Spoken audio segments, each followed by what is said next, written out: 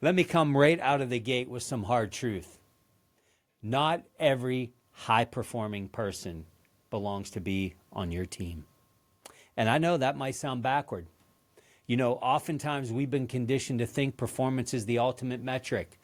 If someone's crushing their numbers, producing results, making the company look great, we celebrate them.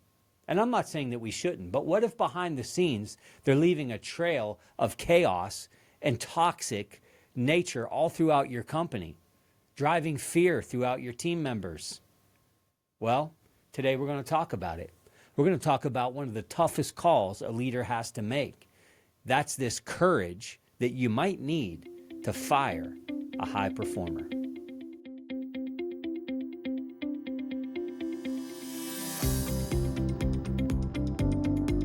This is the Champion Forum podcast with Jeff Hancher, the forum for leaders, champions, and dreamers.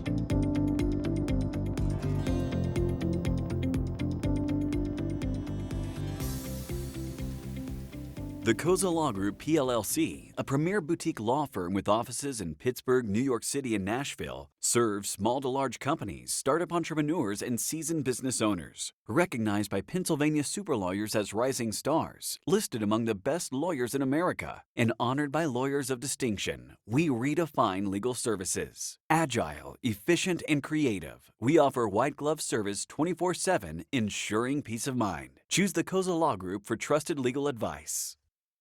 Welcome back to the show, everyone. Today, we have a tension-filled subject for you that inevitably every leader will be faced with at some point. We're talking today about that toxic peak performer. I hope you don't have one.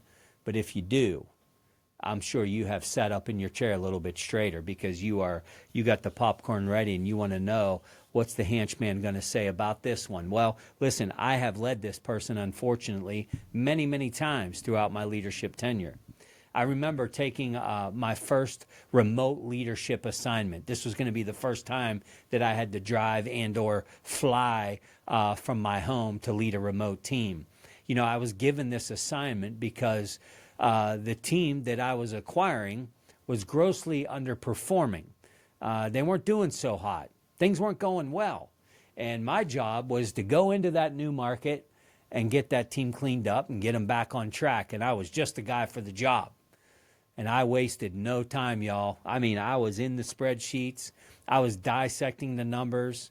And there were some truths that I learned from the numbers. And here's some of the things that I learned. Well, there was some bad news. And the bad news was the last 5 sales rep hires quit before their 1-year anniversary. That's the bad news. The good news was I was getting a high tenured peak performer that was bringing, hold it, 40% of the sales revenue himself. Wow. You ever have one of those? Oh my gosh, when it's good, it's great. When it's bad, it's horrible. 40% of the total forecast from one person. I'm talking about a baller, y'all. I'm talking about somebody that made it rain from a distance. I was kind of excited because I had a strong sales rep that I could build an amazing team from. Sometimes the hardest thing to do is to find that one, unicorn, that rock star. They don't come by every single day.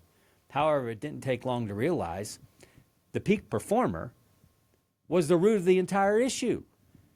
They were the problem. He was a bully. The furthest thing from a team player. Very entitled. Oh my, don't get me started. We don't have time for me to tell you the stories about this entitlement. And of course, he had a lot of trophies, though. A lot of trophies. But that's kind of where it ended. I'll save you all the details here. But I will tell you that ultimately, I helped him exit the company.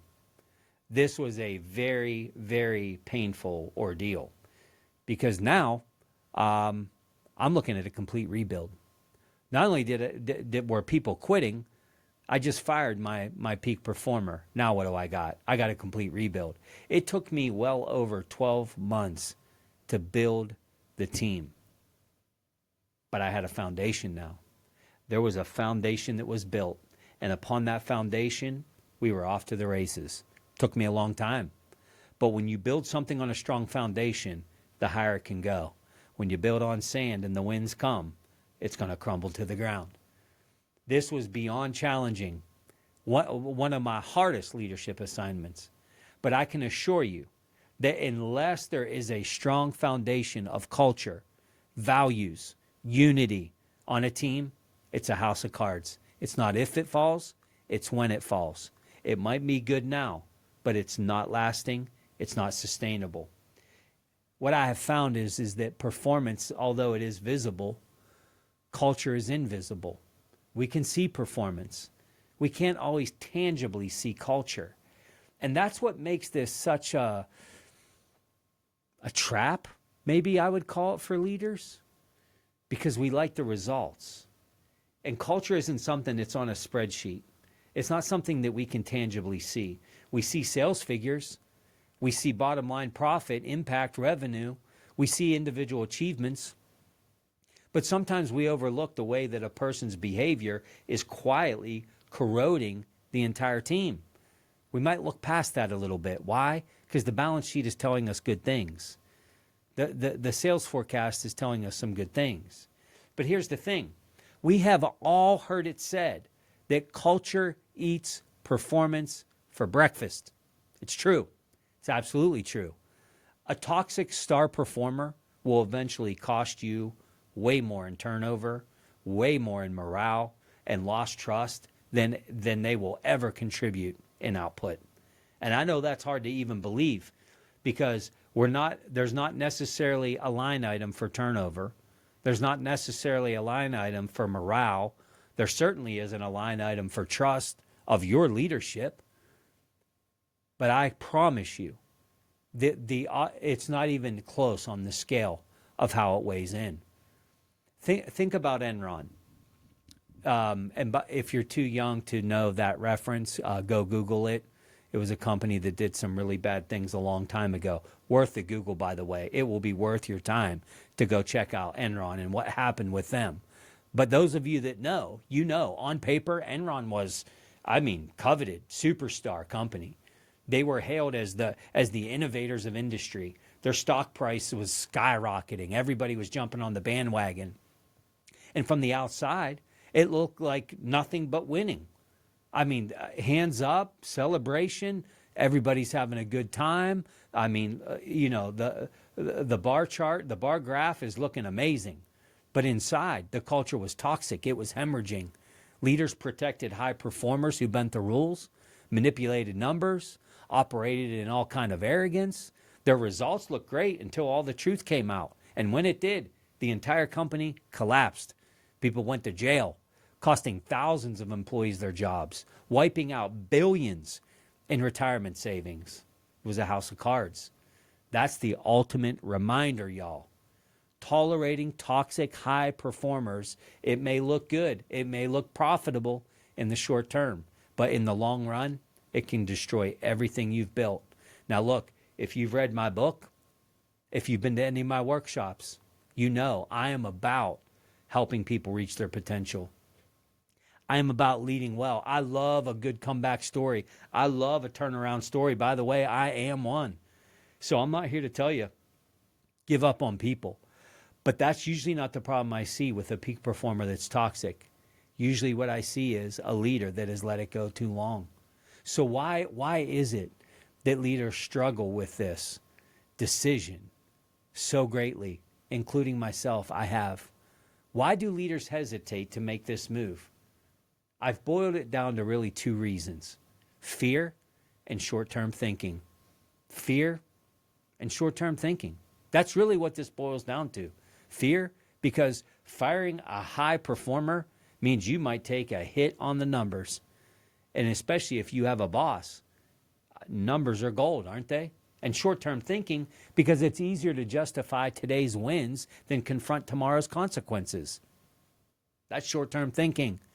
But if you're serious about building something that's going to last, you can't just lead for this quarter. You can't just lead for this month and this week. You have to lead for the long haul. So how does this toxic person outweigh performance? Well, think about the ripple effects here. One toxic high performer can cause significant challenges. They will drive away great employees who refuse to do work in a hostile culture. That, let's just say that you had a peak performer that was making 60% of the number. It's still not 100%, even if they were doing 100%.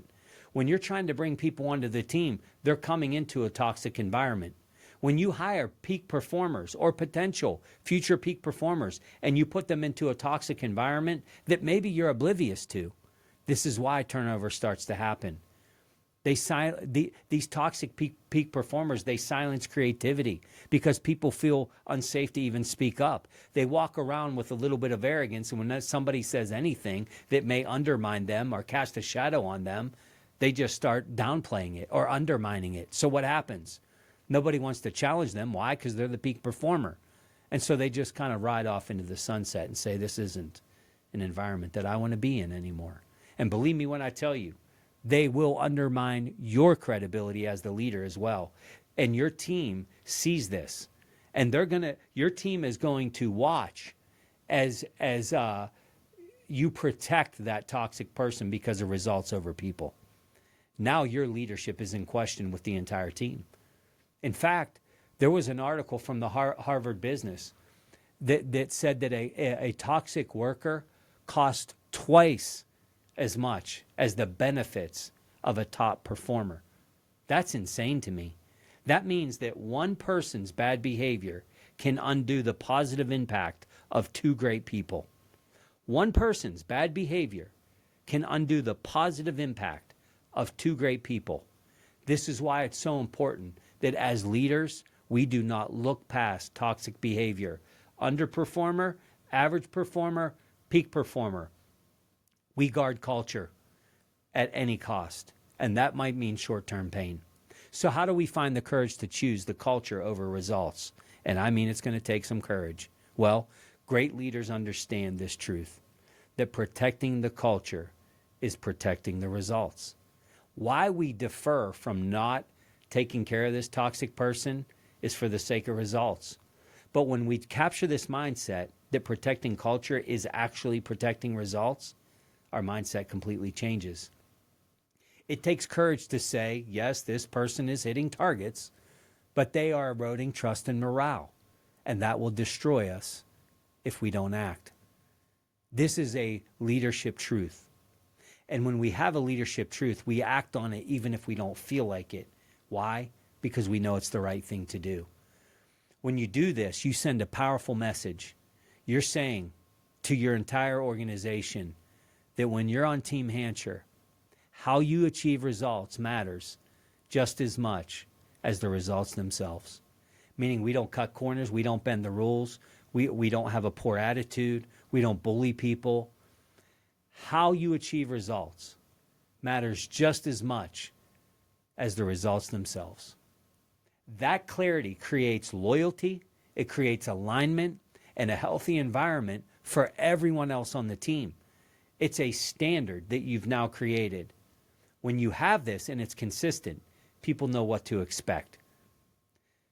There's a story about the CEO at Microsoft that I've read about over the years that I think is a great example of this. Satya Nadella.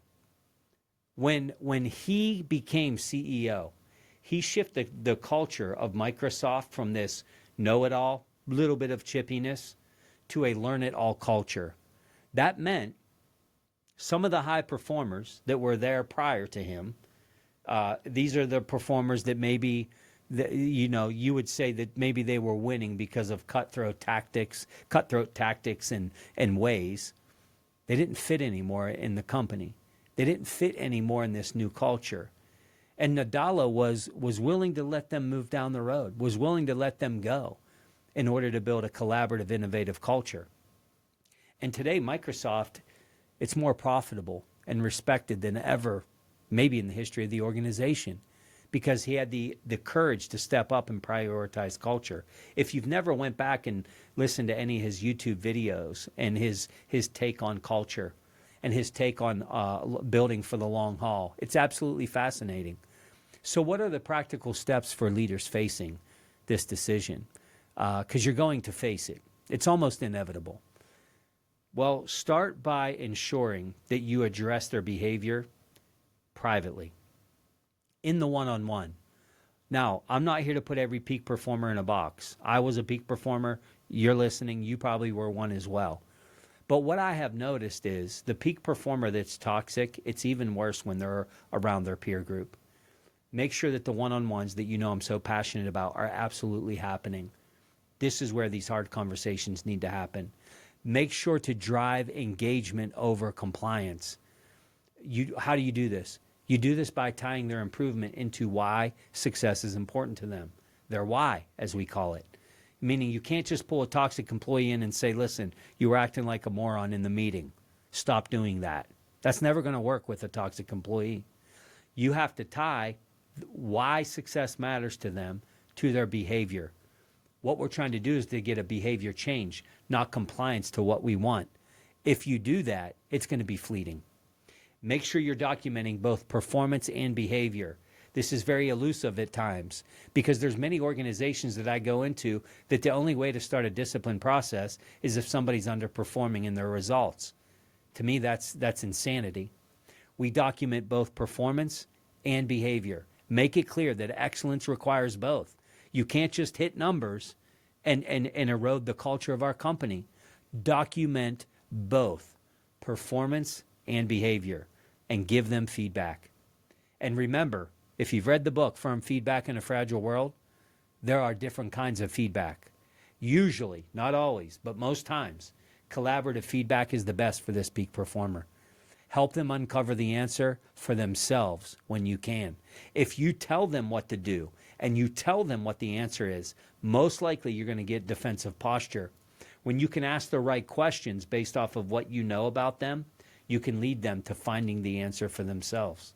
Sometimes toxic high performers, they don't even realize the impact that their behavior is having until it's spelled out. Some of them truly are blind to it. It's how they're wired. That's why they're a peak performer.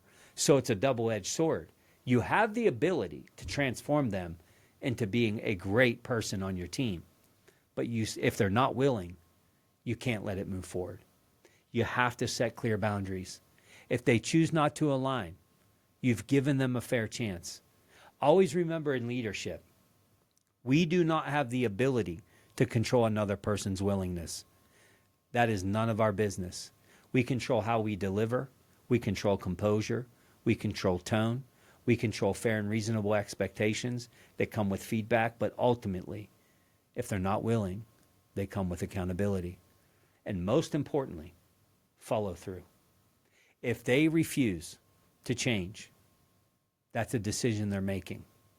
You have to be willing to let them go, even if it hurts in the short term. So here's my challenge for you. Look around your team. Is there someone delivering great results, but they're leaving behind wreckage? Ask yourself honestly, is their contribution really worth that cost? I don't think that it is. The mark of a courageous leader isn't just celebrating the star performers. It's having the guts to remove the ones who shine on paper and have all the trophies in the trophy case, but they poison the culture. If you can do that, you're going to be a credible leader that's on your way of being a legacy leader.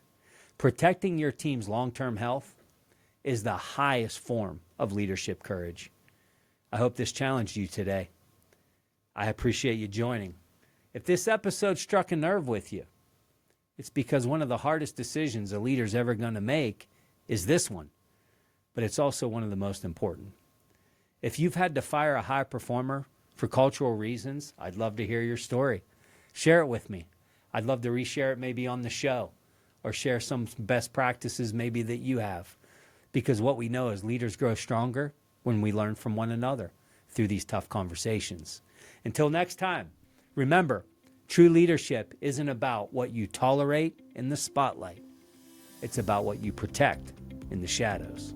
Safeguard the culture of your team. I'm cheering for you, and I'm always here to support you any way I can and keep turning that pressure into potential. The Champion Forum Podcast with Jeff Hancher. Lead, inspire, win.